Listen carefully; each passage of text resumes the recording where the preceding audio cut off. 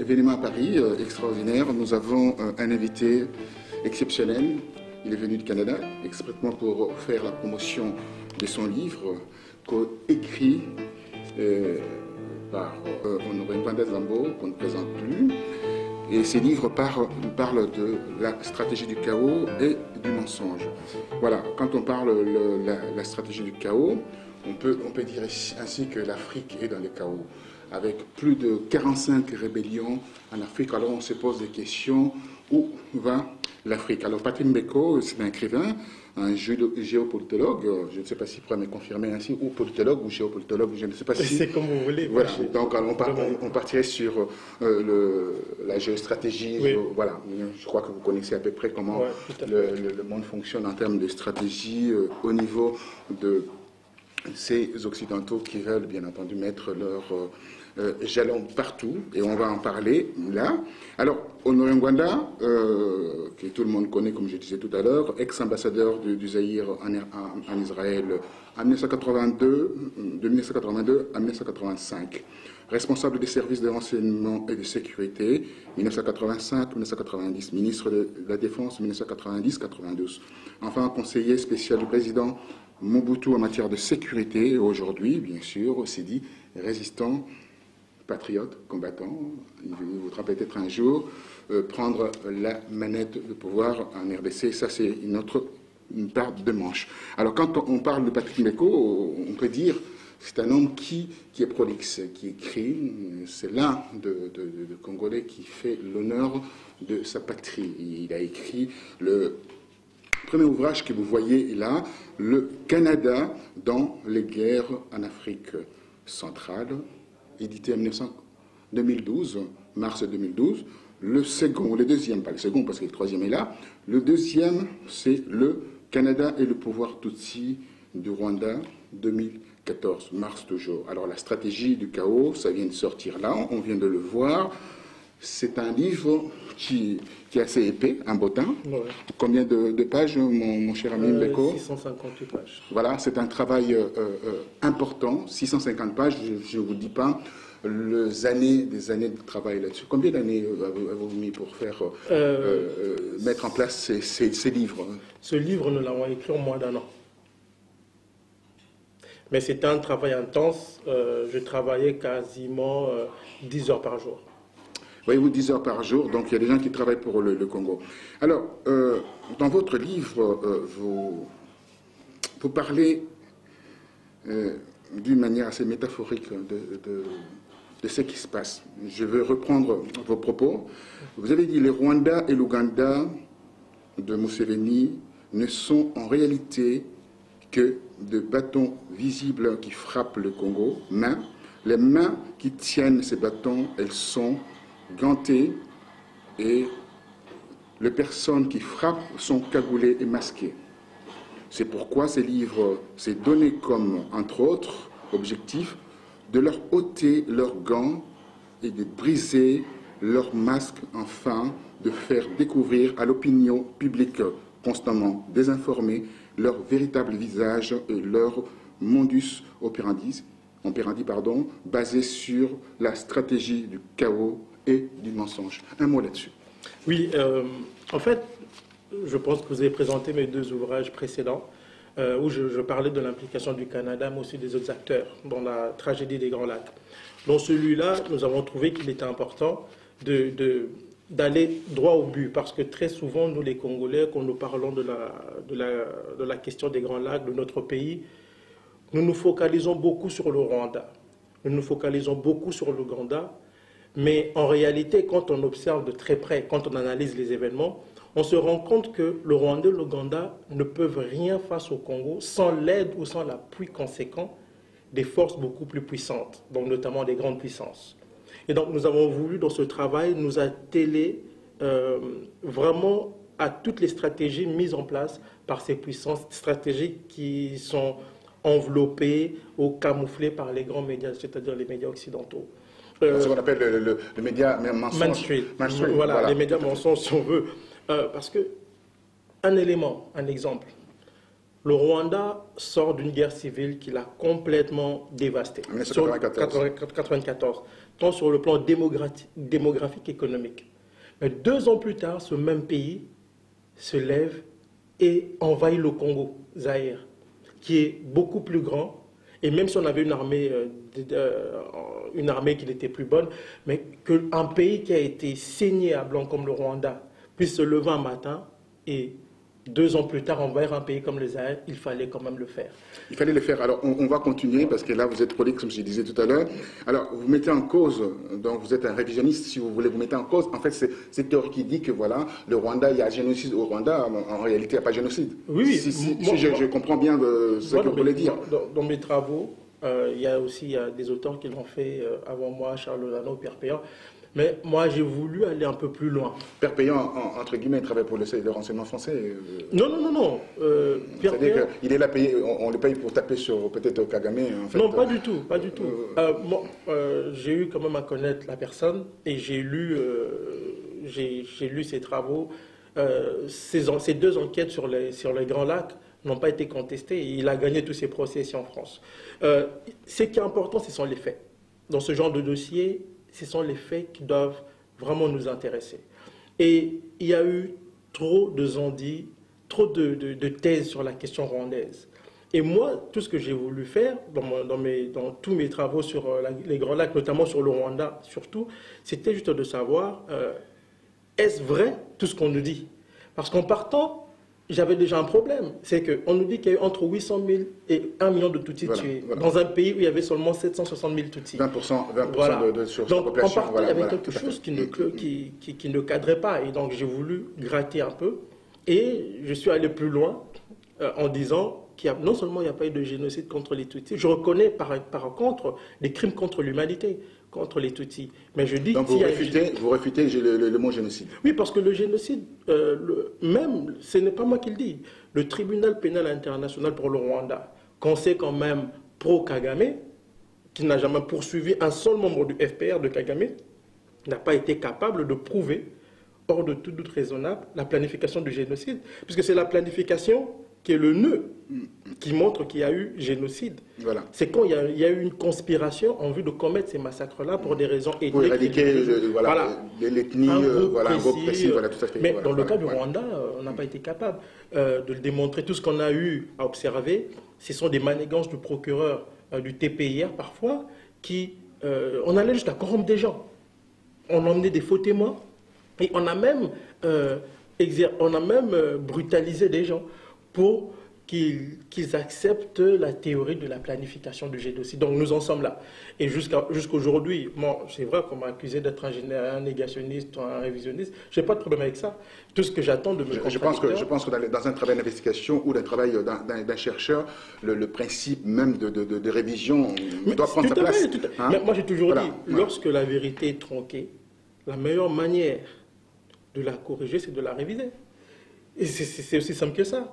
Maintenant, ces mots ont une connotation assez négative, mais moi, ça ne me dérange pas dans la mesure où mes contradicteurs n'ont jamais apporté des éléments attestés pour contredire tout ce que je dis. Tout ce qu'ils font, c'est dire c'est un négationniste. Mais ils ne sont pas capables de me démontrer, par exemple, comment 1 million de Tutsis sont morts dans un pays où il y avait 760 000 Tutsis. Donc voilà, nous en sommes là.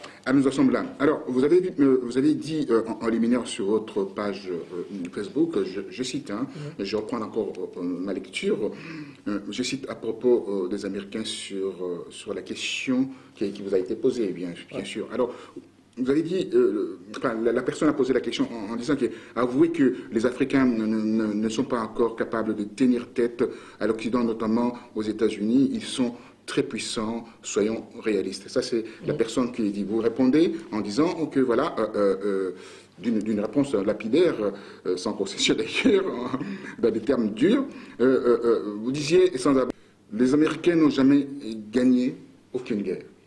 Jamais gagné aucune guerre. À l'exception de ceux qui font au cinéma, Hollywood, tout ça, c'est qui montrent comme le film avec leurs héros, tout ça, bien magnifié, etc. Et donc, je ne vois pas en quoi sont-ils puissants. Est-ce qu'aujourd'hui, là, vous pouvez vous promener librement aux États-Unis en ayant ce genre de discours, et aussi chez son petit frère, le Canada? Oui, oui, je peux me promener. C'est sûr que, bon, on fait toujours attention. On fait toujours attention. Mais il y a une chose qui est sûre, c'est qu'en disant ça, c'est pas pour dire que, bon, les Africains sont puissants. Tout ce que je veux dire, c'est une question de paradigme et c'est aussi une question du conditionnement. Quand je dis que les États-Unis n'ont jamais gagné une guerre, excepté dans les films d'Hollywood, ce sont des faits, puisqu'ils n'ont pas gagné la guerre du Vietnam. Mais dans leurs films, ils nous montrent quand même des héros. En Irak, bien entendu. Ni en Irak, partout, ils n'ont pas gagné de guerre. En Somalie non plus, d'ailleurs. En Somalie non plus, d'ailleurs, ils ont couru. Là. On a traîné le corps de Diaz. Ils étaient traumatisés. Tout à fait. Il faut que les Africains comprennent une chose, et je le dis souvent, c'est que notre manière de lire l'histoire conditionne aussi nos agissements. Si en partant, nous sommes psychologiquement vaincus, nous ne pouvons pas gagner une guerre, même pas résister au rouleau compresseur de ces gens-là. Or, les Africains sont vaincus mentalement, psychologiquement, avant d'être vaincus sur le terrain militaire ou même sur le terrain de la résistance. Or, le peuple afghan, j'ai donné l'exemple des Afghans, on nous présente des gens qui vivent dans les montagnes, qui sont soi-disant arriérés, qui ne comprennent rien et tout ça. Mais ces gens, regardez leur histoire, ils ont vaincu les Britanniques à 2 reprises, ils ont vaincu les Russes. On va dire oui, c'est avec l'aide de la CIA, mais il faut encore nuancer. Ils ont vaincu les Russes et aujourd'hui, ils ont vaincu l'OTAN. C'est un fait. Et maintenant, on négocie avec les talibans. Pourquoi les Africains ne sont pas capables justement de résister? Parce que les Africains, en partant, ont intériorisé leur infériorité. Ils partent de cette prémisse qui veut qu'ils sont inférieurs à ceux qui sont devant eux. Et donc, ils acceptent tout ce qu'on leur présente. Parfois, aujourd'hui, les Américains, les Occidentaux, ne mènent pas directement de guerre contre nous. Ils mènent des guerres de manière beaucoup plus sournoise et subtile. Quand on mène une guerre économique... Pernicieuse, d'ailleurs. Ben oui, mais quand on vous impose des ajustements structurels, allez voir tout ce que ça cause comme dégâts sur le plan social. D'ailleurs, je tiens à vous dire, DSK, Dominique Strauss-Kahn disait que c'est vrai, il y avait ce côté inhumain de ces programmes d'ajustement structurel. Et aujourd'hui, on a revu un peu ces programmes. Le problème, c'est que nous, les Africains, on ne voit pas ça. Une fois avouée, à moitié pardonnée. Tout à fait, mais ils n'ont pas arrêté, ils continuent. Ça change de nom, vous savez, ça change de nom, mais c'est toujours le même système. Le problème, c'est qu'on ne voit pas ça. Souvent, on pense que les gens meurent beaucoup plus dans les guerres. Mais quand vous regardez les conséquences des ajustements structurels, c'est catastrophique. Donc on mène une guerre contre nous, une guerre qui est très sournoise, qui est très subtile, mais on ne voit pas ça. Pourquoi? Parce que nous sommes conditionnés. Et nous devons comprendre le monde dans lequel nous vivons. C'est ce que moi, j'essaie d'expliquer à mes compatriotes africains, ou même à nos compatriotes, ou même à nos amis étrangers, même ici en Occident, puisqu'ils sont eux-mêmes aujourd'hui sous le joug du même système. Ils s'en rendent compte aujourd'hui. Même en France, on voit les Français déchanter et tout ça sur les hommes politiques. Pourquoi? Parce qu'ils se rendent compte qu'ils n'ont pas l'effectivité du pouvoir. Le peuple n'a pas le vrai pouvoir. Le vrai pouvoir est détenu par une minorité de privilégiés. Et dans notre cas, nous devons prendre en compte cette réalité. Nous devons comprendre le monde dans lequel nous vivons. Quand, dans notre livre, on explique que nous ne sommes pas en guerre. Nous sommes en guerre contre les Rwandais. Non. Ceux qui nous agressent, ce sont les Américains et leurs alliés. On va pouvoir y arriver là-dessus. Alors, le titre évocateur à la lumière du livre de Brzezinski, vous connaissez Brzezinski, oui, l'échiquier. Voilà, le grand échiquier. Est-ce que vous avez copié sur les titres? Parce que quand on regarde à peu près Brzezinski, il parle la démocratie par le chaos. Alors je tiens à rappeler aux amis téléspectateurs qui ne connaissent pas Brzezinski, c'est un politicien, un stratège américain d'origine polonaise, bien entendu. Il fut conseiller à la sécurité nationale du président des États-Unis, Jimmy Carter, conseiller également de Bush et aujourd'hui Barack Obama. C'est un avocat, c'est un brillant avocat, d'ailleurs il faut tenir compte de ça. Et en tant que tel, voilà, il est toujours d'ailleurs très puissant, il artisan majeur de la politique étrangère de Washington. Alors, quand vous parlez de la stratégie du chaos et du mensonge, et dans son livre aussi, il évoque ça. Donc, vous avez, comme vous lisez beaucoup, vous avez pioché quand même quelques éléments dans son livre. Non, pas du tout. Par exemple, dans ce livre, j'ai pas pioché dans son livre. Dans ce livre, je me suis vraiment limité à étudier la question des Grands Lacs et notamment du Congo. Parce que lui, il est dit aussi, l'auteur, il est très clair. Il se demande si les États-Unis pourra rester encore longtemps maître de l'échiquier. C'est pour ça qu'on parle d'échiquier, un échiquier mondial. Et comment. Et également, il parle de la position hégémonique des États-Unis qui se terminera comme celle de Babylone. Donc, c'est à peu près votre... Oui, en fait, nous... Voilà, donc moi, pourquoi on parle de stratégie du chaos? Parce qu'il y a une véritable stratégie, une politique de la terre brûlée dans notre pays. Regardez toutes les résolutions qu'on a passées au Conseil de sécurité, partout sur le Congo. Elles n'aboutissent pas. On condamne le Rwanda s'en fout. Pourquoi? Parce qu'en réalité, notre agresseur, c'est celui qui est derrière le Rwanda et l'Ouganda. C'est ceux-là qui soutiennent ces deux petits pays. C'est ça la réalité. La stratégie du chaos, pourquoi? Parce que le but n'est pas la paix. Le but, c'est d'entretenir un climat de terreur. Et de cette terreur doit émerger un ordre nouveau, basé sur l'anéantissement des peuples et en même temps sur l'accroissement de profit au niveau des élites. C'est-à-dire qu'il faut que nous comprenions que, parce qu'on finit le livre d'ailleurs en disant, si la RDC représente aujourd'hui une calamité pour c'est tout un problème pour les Congolais, en tout cas c'est un paradis. Si c'est un enfer pour les Congolais, c'est un paradis pour les autres. On finit le livre en le disant. Parce que tout ce qu'on demande, c'est ça. Et le dernier chapitre illustre bien cette stratégie au Congo. Depuis 1885, on s'est arrangé pour que le Congo soit sous tutelle internationale. L'État indépendant, ce qu'on appelait l'État indépendant du Congo, n'était pas un État indépendant, puisque les Congolais étaient indépendants par rapport à qui et à quoi. Ça, ce sont des mystifications littéraires, si je peux appeler ça comme ça. L'État indépendant du Congo, c'était en fait l'État libre du Congo. C'était une terre libre qui appartenait à toutes les puissances. Même si on disait que c'était la propriété de Léopold II, la vérité est que le Congo, Léopold II est en fait l'administrateur du Congo pour le compte des puissances. Voilà, les puissances, surtout l'Angleterre à l'époque, voilà, qui gérait en fait une bonne partie. Voilà. C'est ça que je voulais rectifier à peu près. Ouais. Si vous analysez l'histoire du Congo depuis 1885 jusqu'à ce jour, cette réalité n'a jamais changé. C'est le seul pays au monde où quand il y a un problème, vous avez toutes les puissances qui pointent leur nez, y compris aujourd'hui même les puissances qu'on appelle entre guillemets émergentes comme la Chine et tout ça. C'est pour dire que ce pays a toujours occupé une place stratégique dans l'histoire de l'humanité. Et c'est une réalité. Et on s'arrange pour que ce pays-là ne connaisse pas la paix. On a eu une relative paix pendant 32 ans sous le président Mobutu. Mais ce n'est pas parce qu'on voulait qu'on vive en paix. C'est simplement parce qu'il y avait la conjoncture de l'époque, c'est-à-dire avec la guerre froide, les Occidentaux ne voulaient pas trop brusquer Mobutu, même si à un moment donné on sentait quand même, puisque la mauvaise... On vient de fêter les 25 ans d'ailleurs. Voilà, parce que la mauvaise lecture que nous faisons de l'histoire de notre pays, c'est que nous pensons que Mobutu était malléable. Non, c'est faux. Mobutu n'était pas malléable comme on le croit. Quand il est arrivé au pouvoir, Mobutu est une créature occidentale. Personne ne peut remettre en question cette réalité. C'est une fabrication de la CIA. On le sait, c'est la CIA qui l'a placé là. Mais quand le monsieur s'installe, il comprend que son pays occupe une place importante dans le jeu mondial. Il arrive aussi à maîtriser, en fait, le fonctionnement intérieur de ses alliés occidentaux. Au point que Mobutu arrive parfois à jouer les Belges contre les Américains contre les Belges, et même aux États-Unis à jouer les deux camps.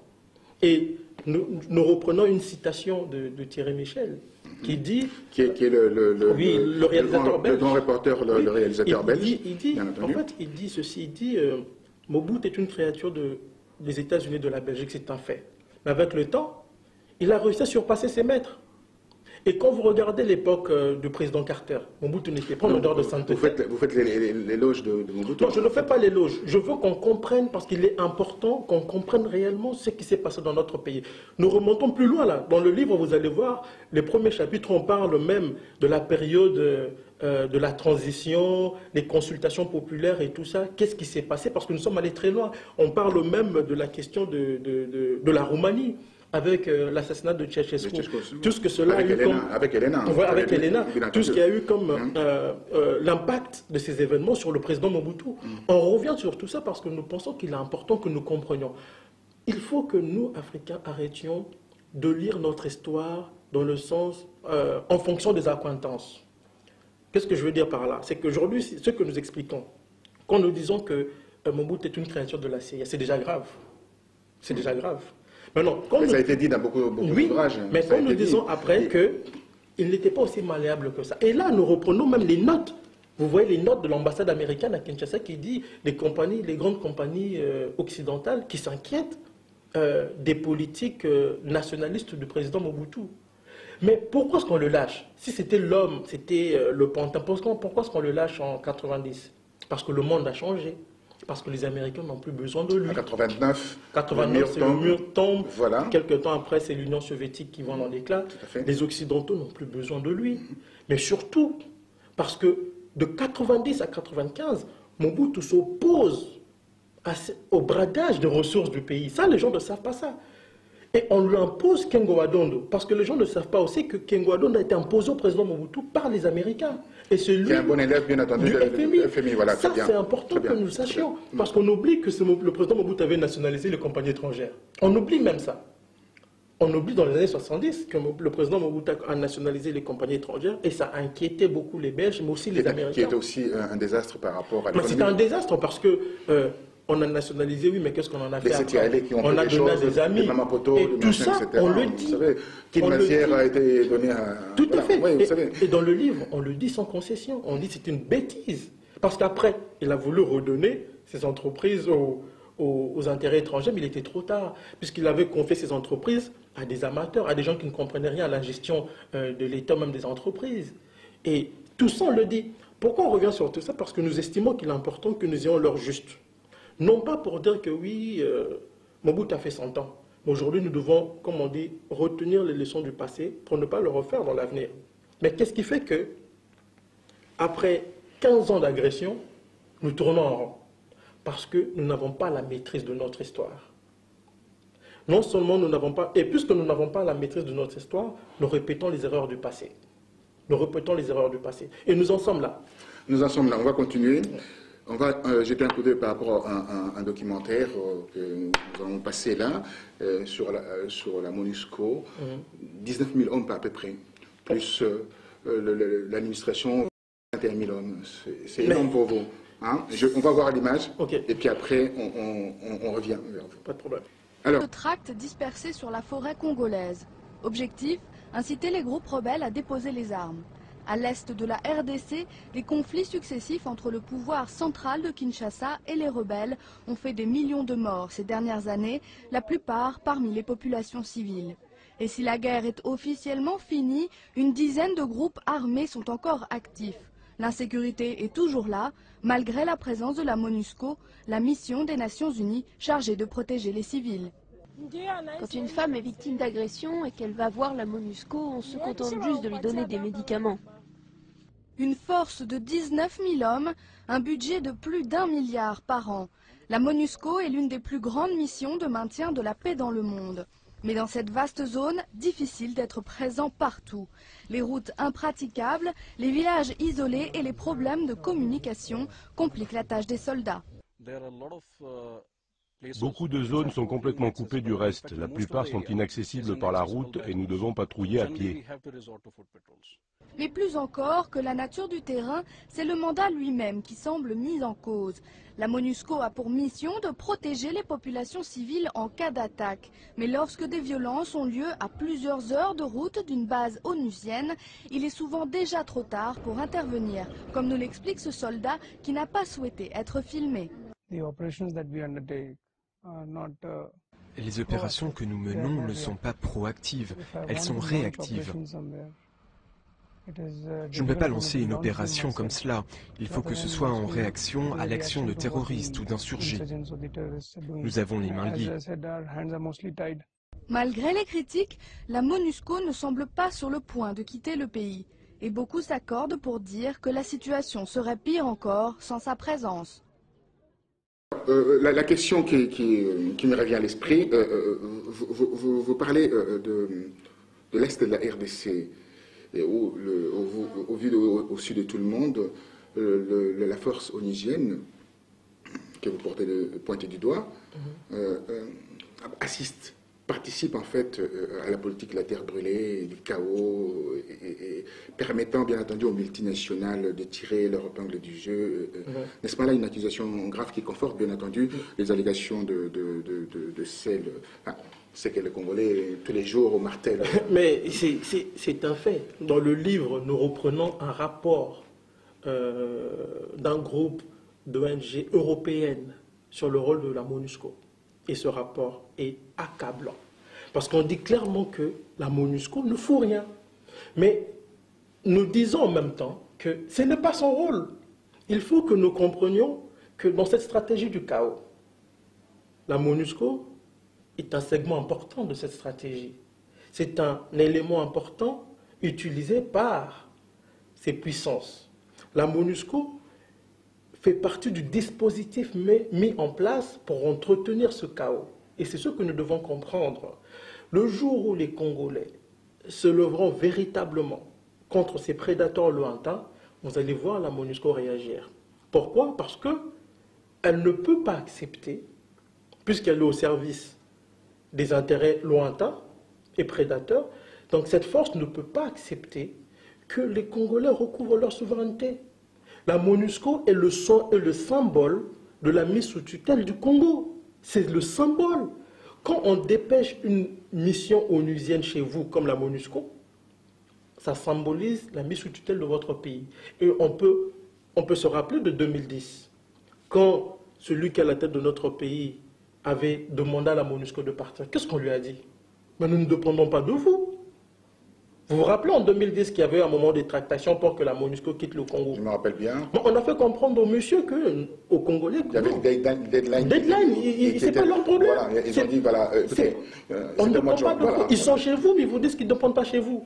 Ils ne dépendent pas de vous. C'est pour vous dire que c'est le symbole, et on le dit dans le livre, parce qu'on parle du rôle de la MONUSCO aussi. Parce que cette chose-là, moi j'appelle ça cette chose, la MONUSCO, elle est là pour superviser la mise sous tutelle du pays. Vous n'embattez pas au général de Gaulle qui disait le machin. Mais oui, mais de Gaulle l'avait compris, c'est pour ça qu'il ne le voulait pas. Il avait dit que même le temps d'ailleurs, qui est venu après. De Gaulle avait compris que l'ONU, tout ça, ce machin, c'est les États-Unis, ce sont les grandes puissances. Et nous ne pesons pas. Donc ce sont ces grandes puissances-là qui nous agressent. Donc que nous ne soyons pas surpris quand la MONUSCO ne fait rien ou quand les résolutions du Conseil de sécurité ou même de l'ONU ne sont suivies des faits. 45 résolutions sur la RDC. Rien du tout. Rien du tout. Et le Rwanda peut continuer. Vous savez, il y a... Alors, pour revenir, les 3 cas. Oui. Le 3 cas, Kabila, Kagame... C'est le chapitre, le chapitre le plus important. Vous nommez si brillamment, avec preuve à l'appui, indiscutable bien entendu, que ces gens-là sont là, il faut monter un coup, avec les velléités de balkaniser l'Est de la RDC, et bien sûr on revient encore avec l'aide de la MONUSCO, parce que la MONUSCO est là pour pouvoir protéger, avec le matériel, ils ont tout. Non, la MONUSCO voilà, donc, au courant de tout. Alors, ce trio infernal-là, pour vous, la question est là. Sont-ils forts encore aujourd'hui par rapport aux années passées? Parce qu'il y a un certain affaiblissement quand même par rapport au travail de Congolais, au travail aussi de la presse. La presse est derrière le Congolais. Je pense qu'il faut d'abord saluer le courage des Congolais, voilà. Cette abnégation quand même. Les gens essayent avec leurs moyens, leurs maigres moyens, ils essaient de changer les choses à leur niveau. Et c'est très important, je pense. Il faut soutenir cela. Mais nous devons en même temps comprendre que le combat que nous menons... Les 3 cas, moi j'ai souhaité... Oui, je vais revenir sur ça. Nous menons un combat c'est d'abord, comme moi j'appelle ça, le combat des intelligences. Parce que pour nous envahir, il y a des gens qui ont pensé. Ce sont des stratégies qui ont été pensées. La différence entre nous, Africains, et les Occidentaux, c'est que les Occidentaux prennent le temps de nous étudier et nous ne prenons pas le temps de les étudier. Ils ont fait ça depuis. C'est comme ça qu'on nous a colonisés aussi. Ils sont arrivés, ils ont utilisé la ruse et tout ça. Ils nous ont pris le temps de nous étudier. Et ceux-là qu'on appelait, c'est une parenthèse, ceux-là qu'on appelait les explorateurs, c'était des espions. Ce n'étaient pas des explorateurs, c'était des espions. Et nous n'avons pas pris le temps de connaître, de comprendre leur modus operandi. Et nous continuons à le faire jusqu'aujourd'hui. Et parfois, c'est pour cette raison d'ailleurs que nous nous abandonnons parfois, nous abandonnons nous disons, oui, mais aidez-nous à trouver des solutions à nos problèmes sans réaliser, sans comprendre que ce sont eux qui sont à l'origine de ces problèmes-là. Et donc, quand vous prenez le cas des 3 cas, et c'est un chapitre du livre, c'est même, je pense, c'est le plus long chapitre du livre, sur le rôle des 3 cas. On explique, en fait, leur rôle. Et Museveni, on le définit comme l'architecte. Et puis, il y a le maître d'ouvrage, et puis il y a le maître d'œuvre. Donc, l'architecte Museveni, le maître d'ouvrage Kagame, et puis le maître d'œuvre, celui qui est chez nous. Et quand ceux qui vont lire le livre vont voir comment leur rôle, ça s'imbrique. Oui, leur rôle s'imbrique. Mais le rôle du nègre, le problème dans les 3 cas, c'est qu'ils pensent qu'ils ont le contrôle de tout. Kagame pense qu'il est fort. Kagame pense qu'il est fort. Mais ses maîtres, quand ils le regardent, ils savent que c'est le nègre de service. Et donc, quand vous regardez la couverture du livre... Qu'on voit ici, bien entendu, on montre aux amis téléspectateurs. Donc, on voit 3 visages. Voilà, ces visages mais qui sont là. Derrière la fumée, il y a 5 visages. Et souvent... Le ciel est assombri. Voilà. Il y a 5 visages. C'est les visages des véritables maîtres d'œuvre, ceux qui tiennent les rênes. Et on sent, c'est vrai, on sent qu'ils sont de plus en plus affaiblis. D'abord, parce qu'ils sont lâchés, ils sont de plus en plus lâchés par leurs maîtres, ceux qui... Les maîtres de la communauté internationale, voilà, les multinationales ou... Voilà, ouais, la communauté internationale, c'est une chose, ça n'a pas de sens. Une nébuleuse, on parle de ça. Ouais. Moi, j'appelle ça la mal nommée communauté internationale, donc les puissances, leurs multinationales, c'est ça la communauté internationale. Et on n'arrive pas à définir cela. Hein. On n'arrive pas à définir cela. Ils sont de plus en plus lâchés. Et il y a aussi la pression des Congolais, des Rwandais et des Ougandais. Et ça, c'est très important. On ne peut pas sous-estimer ça. Cela, et je pense qu'on doit continuer à mettre de la pression. Ça a changé la donne quand même. Oui, ça change la donne, mais nous n'oublions pas que nous sommes en face des gens qui ont des agendas qui ne cadrent pas avec nos intérêts directs. Et donc, même quand on fait pression, ils peuvent nous donner l'impression de nous écouter. Ils nous écoutent. Mais les solutions que nous voulons pour notre pays ne cadrent pas avec leurs intérêts. Et ça, nous ne devons pas perdre cela de vue. C'est très important.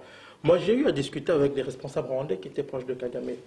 J'ai parlé au colonel Patrick Karegeya 2 jours avant sa mort. Mais c'est quelqu'un avec qui je parlais souvent. Oui, et il m'avait même fait certaines confidences et tout ça.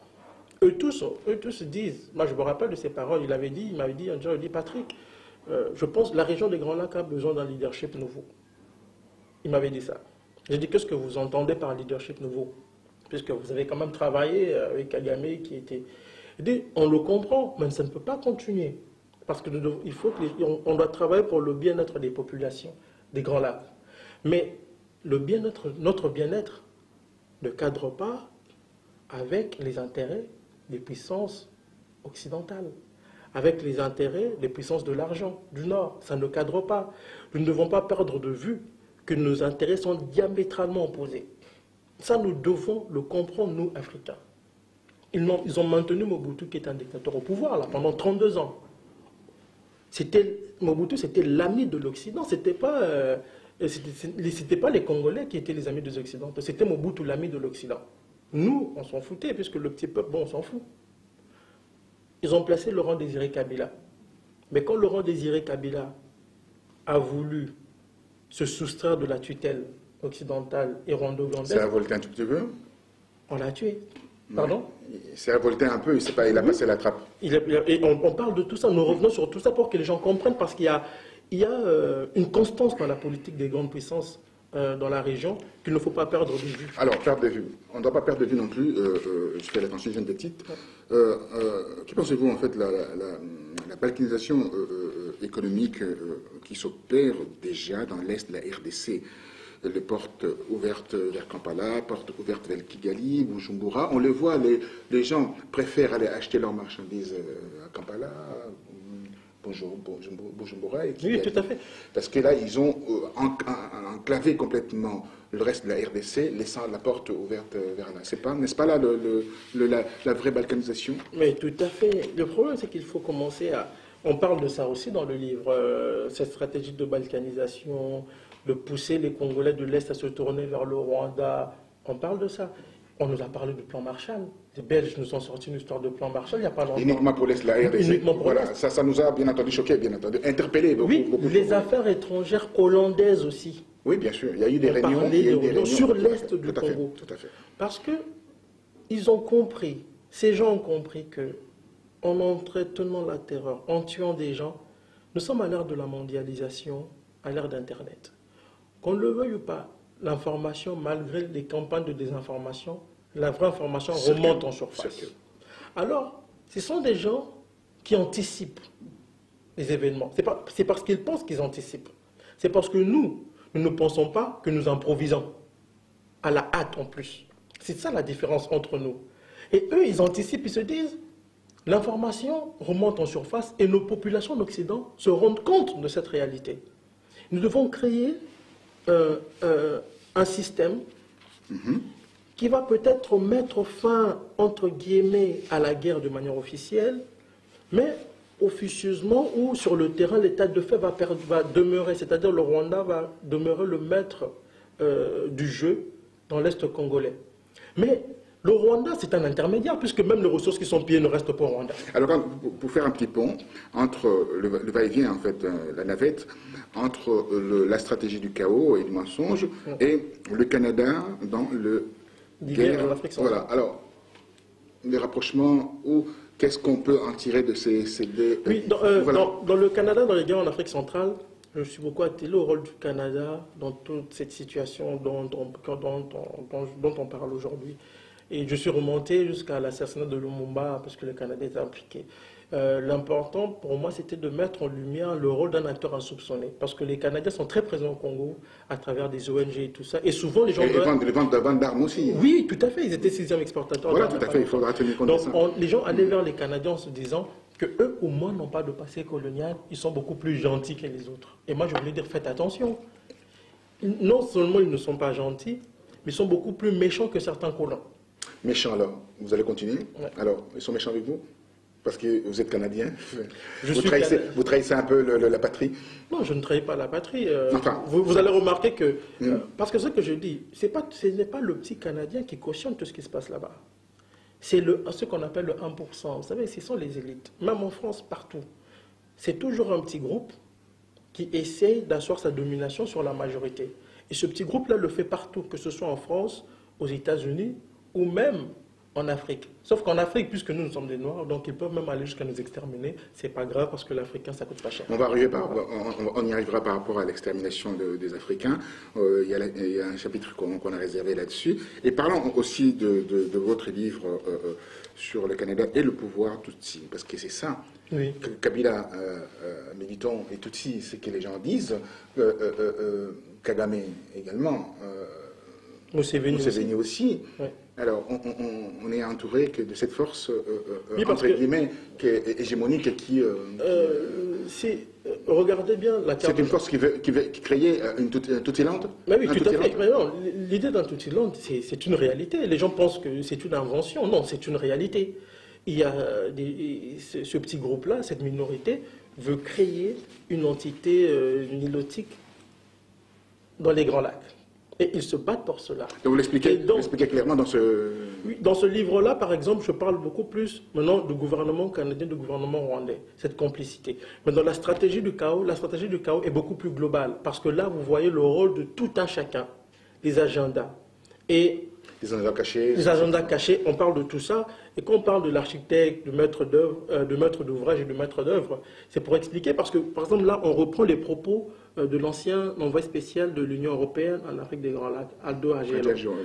Il dit, par exemple, dans le cas de celui qui est à la tête de notre pays, il dit Kagame voulait s'assurer qu'avec Joseph Kabila, le Rwanda va préserver ses intérêts au Congo. Il le dit. Et c'est clair. Mais il va plus loin parce que les explications qu'il donne, on voit qu'il y a une connivence entre les trois cas à l'est de notre pays. Aujourd'hui, le Congo est agressé, il y a des milices rwandaises estampillées congolaises du jour au lendemain qui arrivent.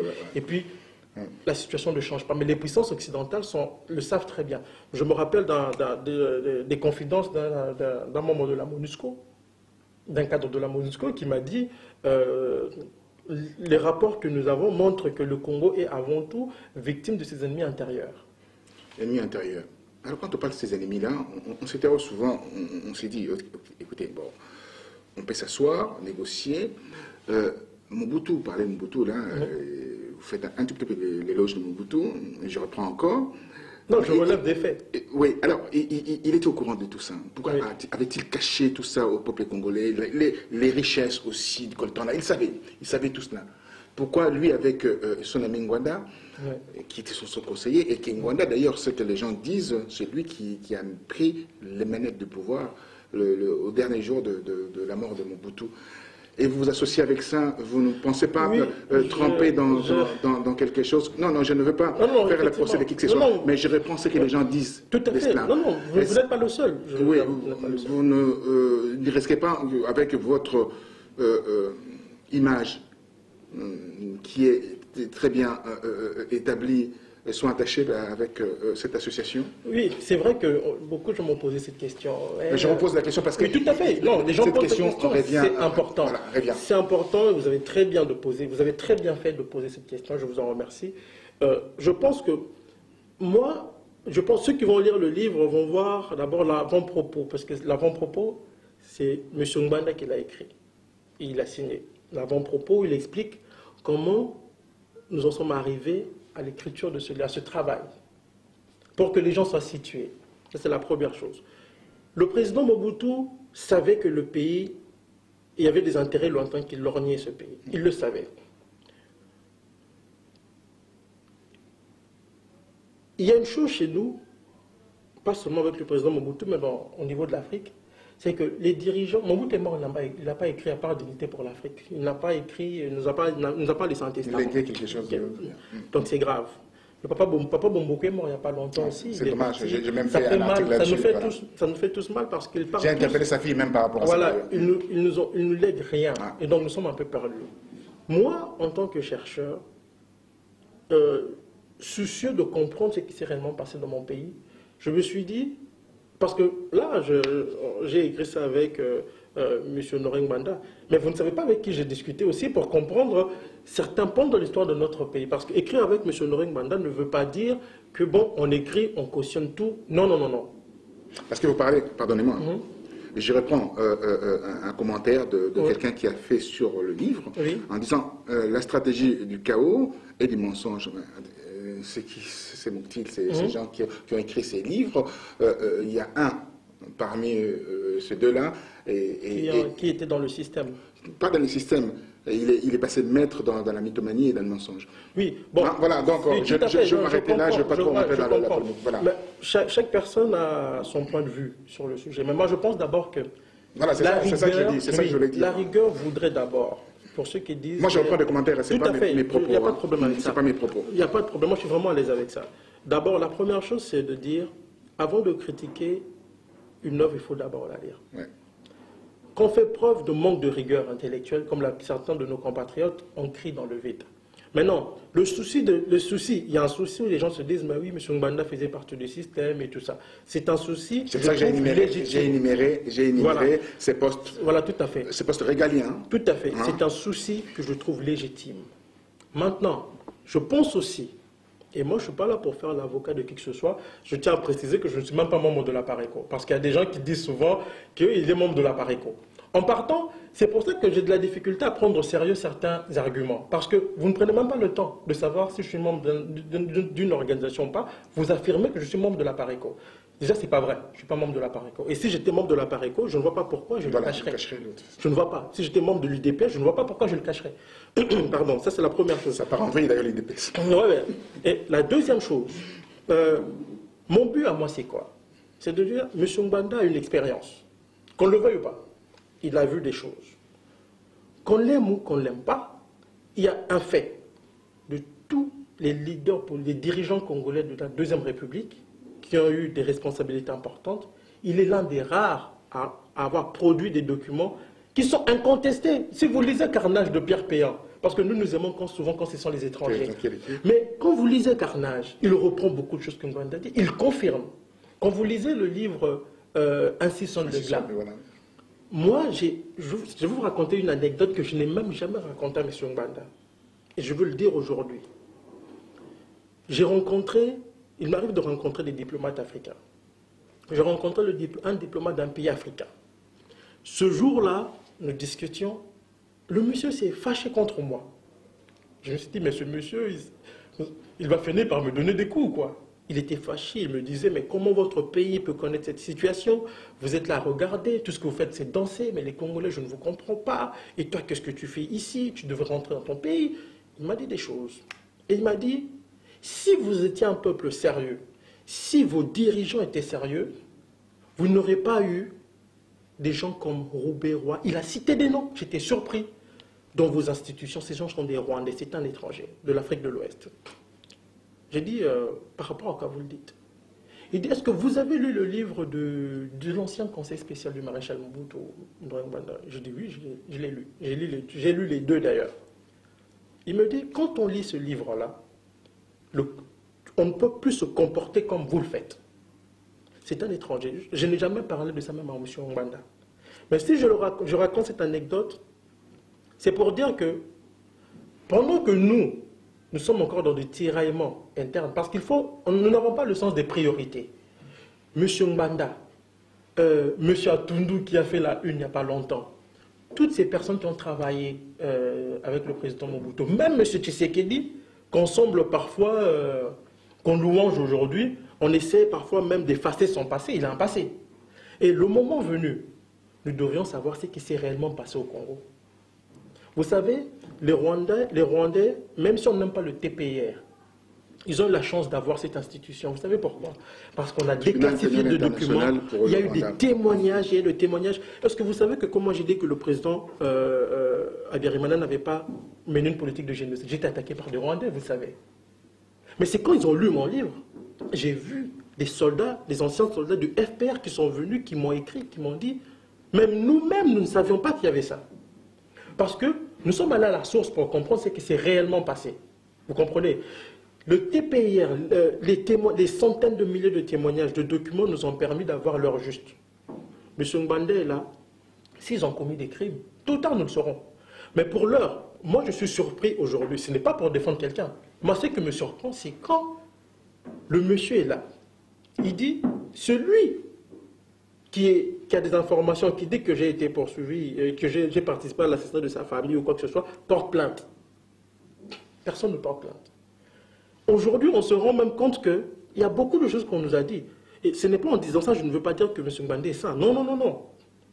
Mais aujourd'hui, quand on nous parle de massacre de Lubumbashi, ce sont des exemples. J'ai aussi, en fait, le rapport là-dessus. Oui. Je pense qu'il y a eu même un mort, pas plus, oui. Pas plus d'un mort. Mais vous vous rendez compte pas plus d'un mort. Ouais. Monsieur Bongo, est-ce que vous vous rendez compte ouais, Moi, j'ai rencontré des gens qui m'ont dit comme ça, qui m'ont affirmé droit dans le yeux, comme là, nous sommes là. Il y a des gens qui m'ont dit, Monsieur Mbeko, Monsieur Mbanda avait participé au massacre de Lubumbashi. Moi, mon frère était là.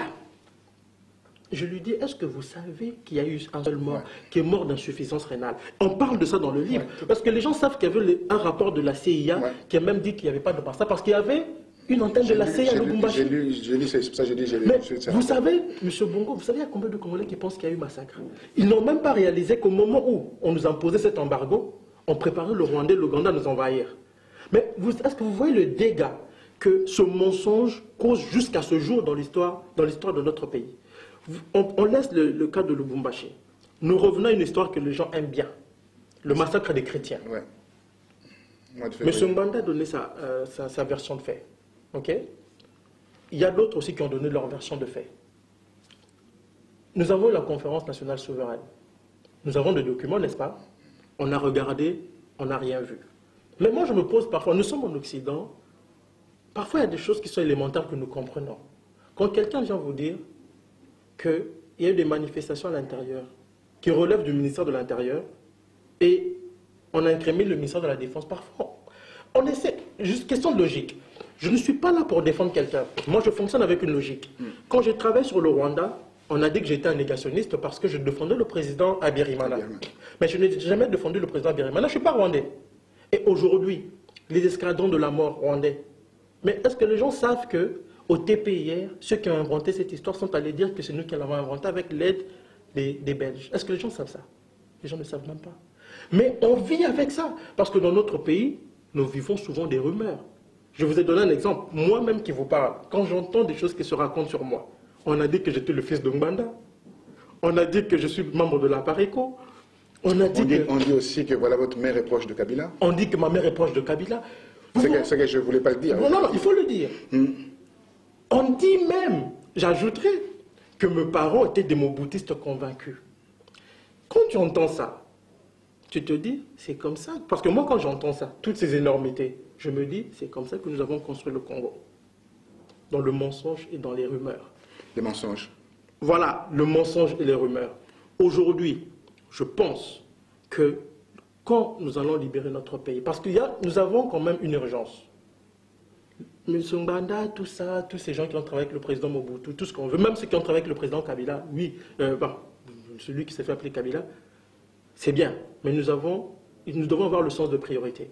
Parce qu'au moment où nous tiraillons, nous pouvons nous lever un matin et on va nous dire qu'à l'Est, là-bas, le pays est parti.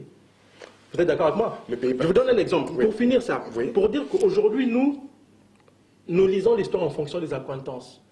Moi, je connais un compatriote tshisekédiste, même face à une vidéo de Tshisekedi qui reconnaissait, vous savez, cette histoire de pendaison et tout, il y a une vidéo, il le reconnaît. Le gars dit non, c'est pas vrai. Pourquoi? Parce qu'il est tshisékédiste. Tshisekedi, on doit tout gommer. Quand Tshisekedi est allé au Rwanda, nous l'avons vu. Mais personne. Quand j'avais écrit ça d'ailleurs, mais Tshisekedi est allé au Rwanda. On m'avait vilipendé d'ailleurs par rapport. Tshisekedi est allé au Rwanda, nous le savons. Bien sûr, bien sûr. Mais moi, je n'ai pas, jusqu'aujourd'hui, je n'ai pas parlé des confidences que moi j'ai eues des Rwandais. Et j'ai aussi quelques éléments. Où, vous savez, il y a beaucoup de gens qui déléguaient. Mais je les sortirai. Il y a des gens qui déléguaient des envoyés spéciaux au Rwanda. Mais je ne parle pas de ça. Pourquoi je ne parle pas de ça? Pour ne pas créer... Pour ne pas créer des histoires, parce que je me dis, nous sommes dans une période où nous devons d'abord focaliser notre attention sur la libération du pays. En même temps, quand nous voyons des comportements biscornus, nous devons quand même dire, non, c'est pas normal. C'est pas normal. Quand M. Tshisekedi, le peuple croit en lui dit, nous appelons la communauté internationale. Ça veut dire quoi? Après, nous avons eu ces histoires d'élections où nous avons légitimé une imposture. Mais le dire aujourd'hui nous fait passer... Moi, aujourd'hui, ceux qui m'attaquent souvent, ce sont des tshisékédistes. Souvent ça. Souvent, ce sont eux qui disent oui, lui ceci, lui cela. Mais ils n'attaquent pas les faits que je présente. Parce que jusque-là, personne n'attaque les faits que je présente. Tout ce qu'on dit, c'est lui, il est ceci, ce sont des anathèmes. Mais moi, ça ne m'intéresse pas. Et ça ne me fait rien du tout.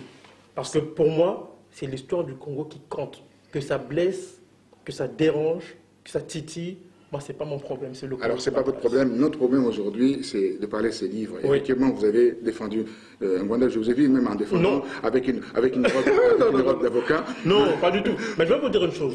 Je vais vous dire une chose. Parce que je ne défends pas. Vous savez, M. Bongos, si quelqu'un vient me voir et me dit M.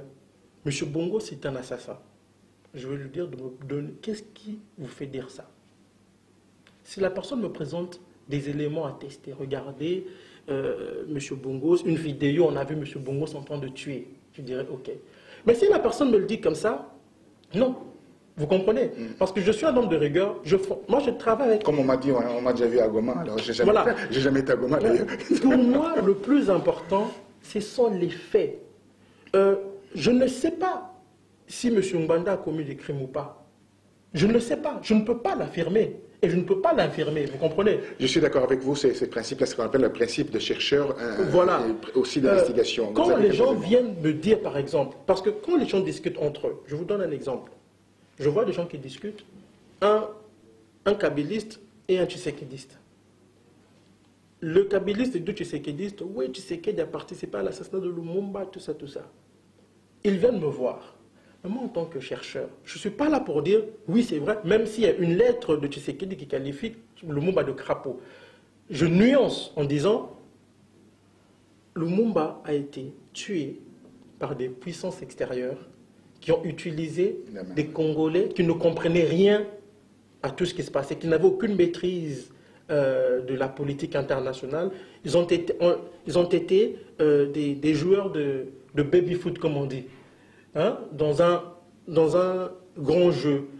Je ne peux pas dire, oui, Tshisekedi était conscient, on va tuer Lumumba. Je ne peux pas le prétendre. Alors, on va passer très vite parce que c'est voilà. Très intéressant ce que vous dites. On aura peut-être une émission. En fait, ce que j'aimerais, moi, oui, excusez-moi, juste quelques secondes, nous devons être rigoureux dans la lecture de l'histoire de notre pays. On n'écrit pas l'histoire pour louanger ou pour vilipender. On écrit l'histoire pour avoir des éléments qui vont nous permettre de mieux manœuvrer dans le futur, de ne pas commettre les erreurs du passé. Regardez, ici, Bush, tous les chefs d'État, tous les chefs de gouvernement, ici écrivent des livres. Bush est allé en Irak, il a tué des gens, il a menti, il a fait son livre. Les gens vont juger, les Américains vont juger, mais ils ont un support. Les Américains ne vont pas dire, c'est un salaud, c'est un salaud. Ils vont dire, il a menti, nous devons faire en sorte que ça n'arrive plus. Or, nous écrivons ou nous débattons pour accuser ou pour défendre en fonction de nos accointances politiques, religieuses ou tribales. Et ça, c'est pas bon. Alors, c'est pas bon. Ce qui est bon aujourd'hui, on a vu en Afrique, le Burkina Faso, oui. C'est extraordinaire ce qui s'est passé là-bas. Alors, c'est la première question que je me pose, et tout le monde doit se poser cette question, est-ce que c'est une victoire pour la forme, parce que je suis ce que vous avez dit, pour la forme, le peuple est là, ou encore un leurre ou bien une illusion d'une révolution confisquée par le système que vous parlez, hein, précaré, néocolonialiste, qui gangrène les États africains gérés par de puissances coloniales. Oui, je réfléchis en tant que chercheur et en tant que géostratège, si on veut dire ça comme ça. Quand j'observe un événement, peu importe, vous savez, ces sentiments l'engouement, moi, l'effervescence, moi je suis froid dans l'analyse d'événements. J'ai vu la situation du Zaïre avec l'Afdel, les gens chantaient. Aujourd'hui, on déchante. On a vu en Tunisie, les gens chantaient, ça déchante. On a vu en Égypte, les gens chantaient, ça déchante. On a même parlé de printemps arabe. Moi, j'ai répondu, il n'y a pas eu de printemps arabe, il y avait un printemps américain dans le monde arabe. C'est ce que j'ai dit. On parle aujourd'hui du printemps africain-burkinabé. J'ai dit, il n'y a pas de printemps. Parce que de toute manière, dans nos pays, il n'y a pas de printemps. Donc, il y a un fait au Burkina Faso. Le peuple ne voulait pas un changement de constitution. Ces gens sont descendus dans la rue, ils ont dit non à Blaise Compaoré. Mais très vite, quand on analyse les événements, on se rend compte que la mécanique révolutionnaire lancée par la rue a été très vite récupérée par des forces tapis dans l'ombre. Analysez la succession des événements. Compaoré recule en annonçant qu'il ne va plus modifier la Constitution, mais qu'il va, à la fin de son mandat, céder le pouvoir. Quelques heures après, le chef d'état-major annonce qu'il dissout tout et récupère le pouvoir.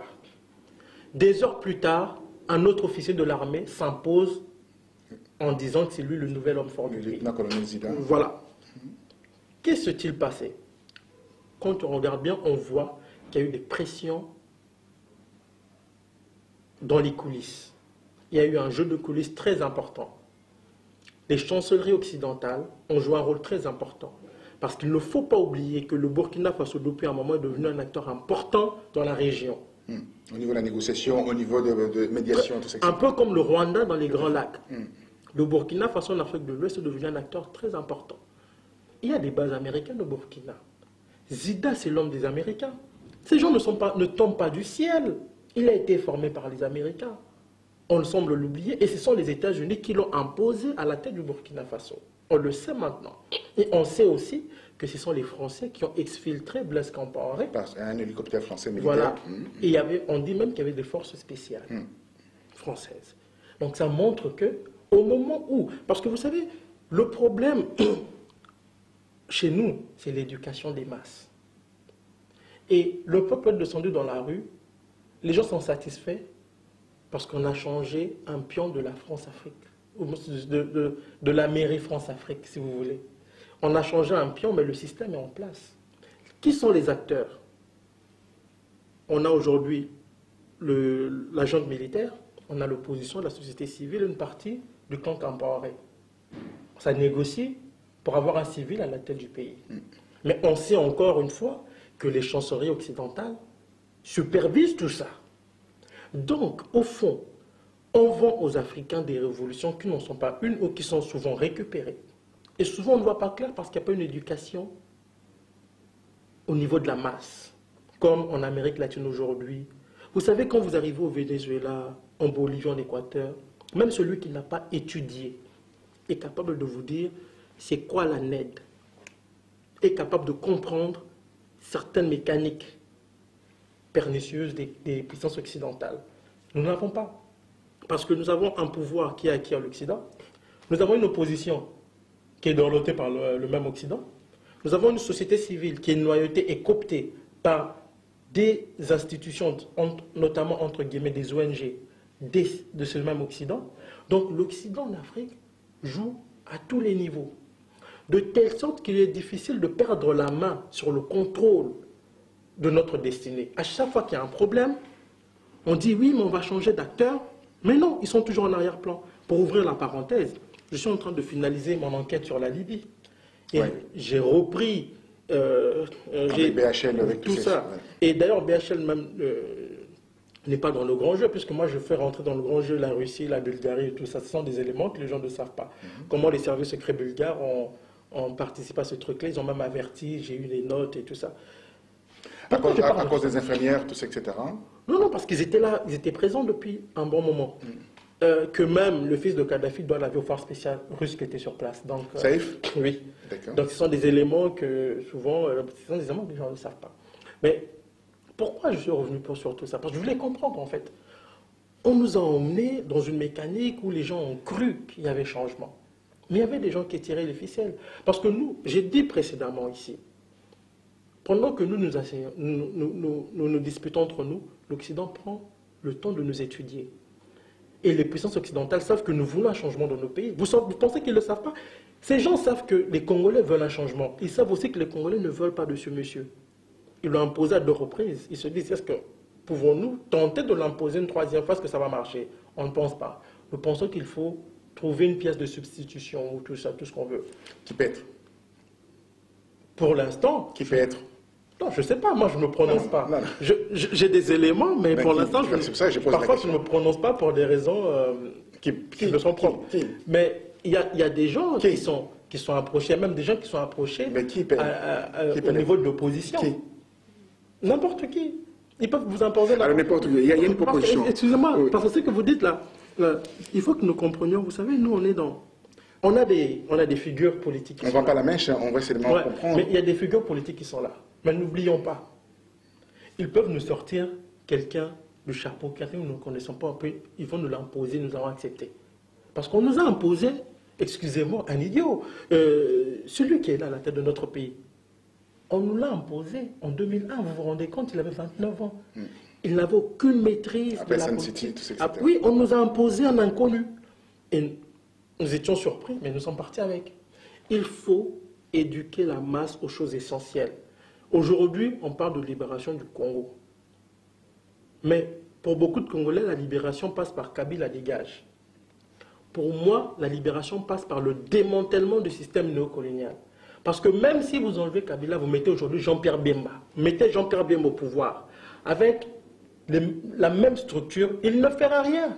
Il ne fera rien. Et il ne fera rien parce que tout est verrouillé. Tout est verrouillé. Alors, il y a une proposition au Burkina Faso, au Burkina Faso on dit, l'avant-projet de charte de transition que l'armée burkinabé propose d'ailleurs de supprimer certains éléments, à savoir que l'Assemblée nationale de la transition soit supprimé au profit d'un Conseil national de la transition, et ce dernier aura un statut consultatif et sera dirigé par un militaire. Croyez-vous à tout cela? Que les militaires se mêlent des... Ils ne veulent pas quitter le pouvoir, là, je vois bien. Moi, tout ce que je vois, c'est que l'Occident pilote les négociations au Burkina. Je vois un Occident qui ne veut pas perdre la main. J'ai dit le Burkina Faso, aujourd'hui, est un pays important dans le dispositif des puissances occidentales, notamment des États-Unis. J'insiste sur les États-Unis parce que le Burkina Faso est une colonie française.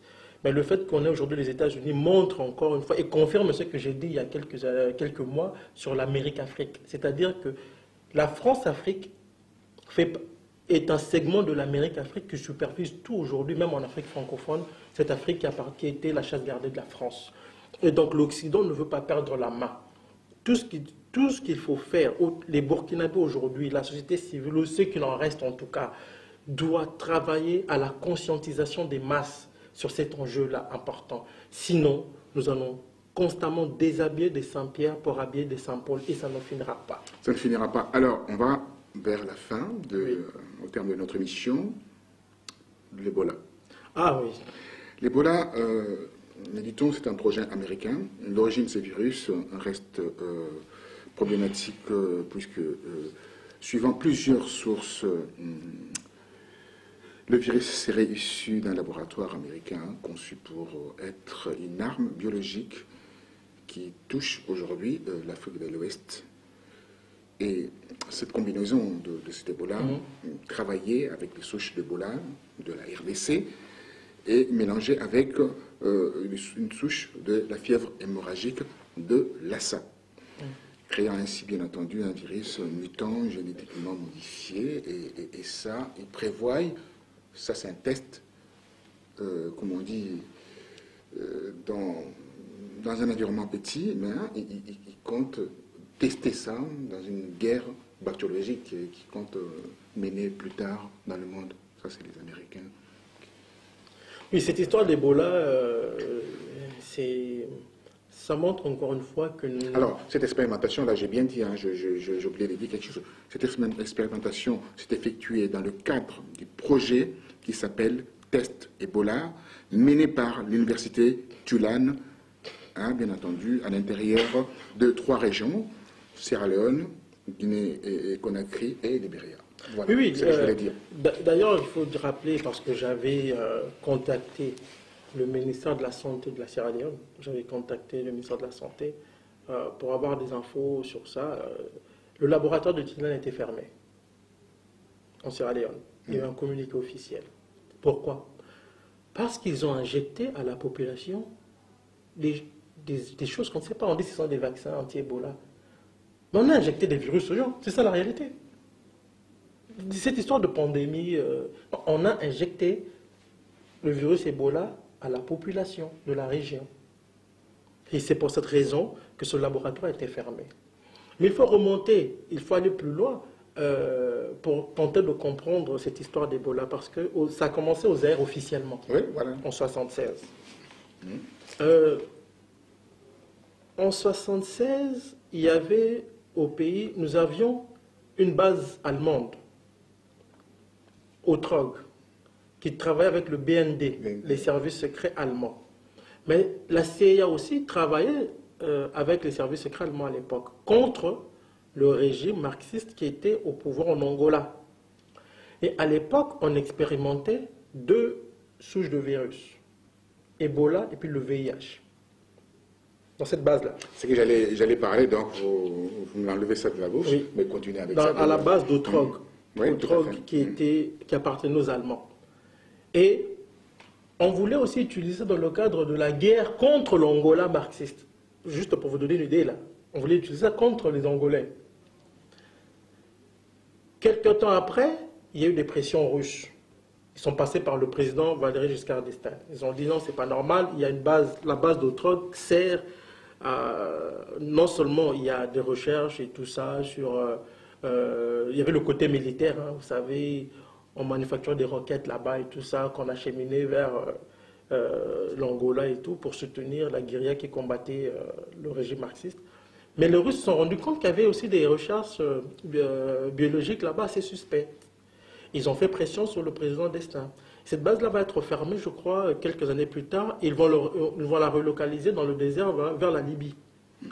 Et donc, à l'époque... Pour aller vite, quoi. Oui, et à l'époque, il y avait le directeur technique qui s'occupait de tout ce qui était biologique là, au sein de la CIA, Gottlieb, celui qui devait empoisonner Lumumba avec la pâte dentifrice. Voilà. Ce monsieur avait reconnu qu'il avait déversé dans les eaux, dans les cours d'eau congolais, zaïrois à l'époque, des quantités assez importantes de souches de virus Ebola dans les eaux. Et on semble oublier aussi qu'Ebola vient c'est le nom en fait d'un cours d'eau, d'une rivière. Et c'est dans ce coin-là qui est le Soudan, voilà. et la RDC. Et c'est dans ce coin-là qu'on a expérimenté cette histoire-là. Et donc cette histoire ne sort pas de nulle part. Ça, c'est dans le programme militaire, c'est un programme militaire américain de guerre bactériologique. Maintenant, pourquoi dans les 3 pays d'Afrique de l'Ouest? Simplement parce que ces pays hébergent 3 centres de recherche, 3 bases qui comportent des centres de laboratoire où on travaille sur le virus Ebola. Pourquoi dans ces 3 pays? Parce que la Sierra Leone et le Libéria, la Guinée et le Libéria n'ont pas ratifié la Convention internationale sur les armes biologiques. Et donc les États-Unis, pour contourner les normes internationales sur les armes biologiques, sont allés installer ces bases-là dans ces pays-là, avec les laboratoires où on traite d'Ebola. En Sierra Leone, la Sierra Leone est une colonie britannique. Et donc, on a aussi installé une base là-bas. Et l'université de Tulane était fortement impliquée avec les Sud-Africains dans les recherches sur Ebola. Et donc, ils ont pris cette histoire-là, ce virus-là, qui est un virus occidental, parce qu'Ebola n'a rien le mot Ebola, c'est pour africaniser une créature, un monstre occidental, c'est comme ça que moi je le vois. On a donné ce nom-là, c'est pour ça. Et donc là-bas, on a fait des recherches et on a commencé à injecter ça aux gens. Commencer à injecter. Alors, ne pensez-vous pas que c'est par rapport on parle du thème du géo. Il y a, excusez-moi, M. Bongos, il y a une dimension géoéconomique et géopolitique très importante dans cette histoire. On monte jusqu'à delta de voilà. C'est ça que je voulais dire. On dégage les gens, puis voilà. Les Africains doivent comprendre que ces gens mènent une guerre contre nous là, qui ne dit son nom. Et ils sont prêts à exterminer les Africains s'il le faut. Alors, vous allez répondre à ça parce que j'ai la question. Alors, pour contrôler le monde, pour contrôler l'Afrique, voilà, ils vont... ça, c'est les grandes épidémies. Non, je parle de dimension géostratégique et géoéconomique. C'est ça aussi, oui. Vous savez, le point vous allez parler de ça. Vous allez parler de ça. Alors, ils s'inquiètent, les Occidentaux s'inquiètent parce qu'au niveau de la démographie, ici, ça diminue. En Afrique, en 2050, nous serions 2 milliards. Alors, ils veulent réguler les naissances, réguler la démographie. Vous pensez que c'est bien cela par rapport à ce que vous dites, hein? Mais d'abord, je parle d'abord de l'industrie pharmaceutique, des milliards qu'ils vont engranger avec cette histoire d'Ebola. Cette histoire de vaccin qui va sortir, parce que ça doit exister. Le vaccin, je pense que ça existe. Parce qu'on a su quand 2 Américains ont été contaminés. Si ces gens n'étaient pas contaminés, on n'allait rien savoir. Il a fallu que 2 Américains soient contaminés pour qu'on sache qu'il y avait un produit, disent-ils, expérimental. Mais les Canadiens aussi ont envoyé un produit expérimental aux Espagnols. Et ça a guéri des gens. Alors, pourquoi on ne va pas faire l'Afrique? Pourquoi? Parce que ce sont des Africains, ce sont des animaux qu'il faut éradiquer, ils doivent mourir, c'est comme ça. Il faut que il y a un côté raciste, il faut que les Africains le comprennent. Il y a une dimension géoéconomique où les gens vont se faire beaucoup d'argent avec ça, une dimension géostratégique où, à la place de déployer des médecins comme le fait Cuba, et je salue ici le gouvernement cubain pour avoir déployé ces médecins pour aider les Africains. Au lieu des 3000 Africom. On déploie des militaires d'Africom, et Africom déploie, les Britanniques aussi ont envoyé 950 en Sierra Leone, et les Français aussi voulaient envoyer des militaires en Guinée. Donc on militarise le continent pour peut-être barrer la route à l'ennemi jaune qui progresse agressivement sur le continent. Je parle ici de la Chine. Et il y a le côté géoéconomique avec le profit en bourse et puis le profit des grandes multinationales de la pharmaceutique. Et le côté humain où on se fout pas mal des Africains, quitte à les décimer, occuper leurs terres s'il le faut. Donc il faut accepter ça et nous devons comprendre que c'est une guerre qu'on mène contre nous. Alors, David Kemen, américain, écrivain, né en 1948, bien entendu, en son actif 15 livres, vous vous approchez de lui, hein, il a étudié à Oxford, l'auteur du débordement retrace en fait l'évolution de ces virus. Il dit clairement qu'il y a des Américains derrière ça. Non mais, parce qu'à l'état naturel, ça n'existe pas. Les chercheurs, il y a des chercheurs africains qui ont fait cette démonstration.